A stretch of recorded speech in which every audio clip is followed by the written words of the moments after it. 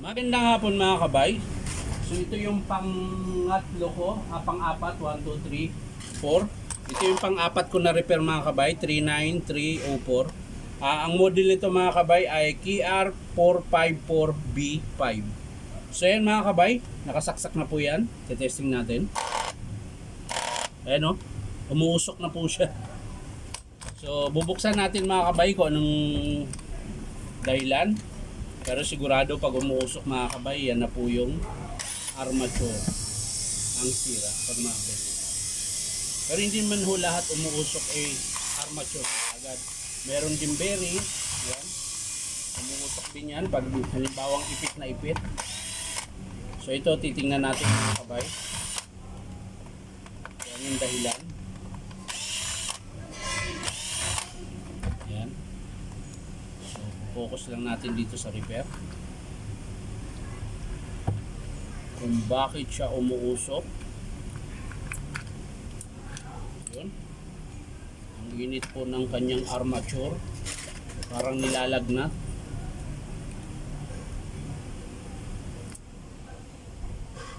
Kailangan natin itulak yung carbon mga kabay para makalas po natin yung bearing. So ayan mga kabay, okay pa po yung wheel coil niya mga kabay, hindi naman siya sunog.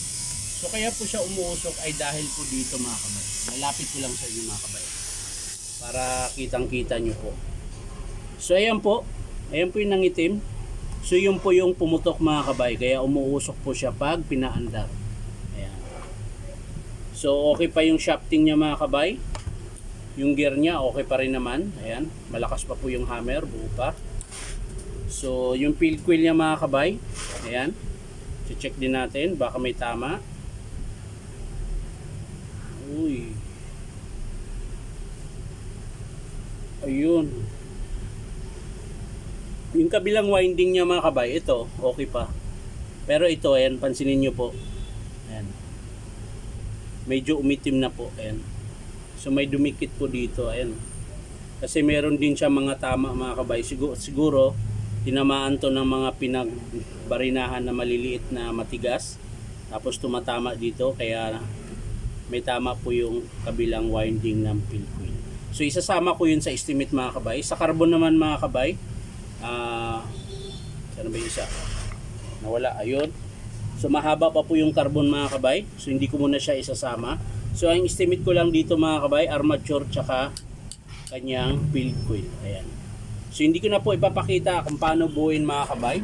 Papakita ko na lang sa inyo mga kabay kapag in-approve ng customer. So ulitin ko lang mga kabay, armature tsaka field coil ang ating papalitan. Yun po yung estimate natin. So yan lang mga kabay, maraming salamat. Bye bye.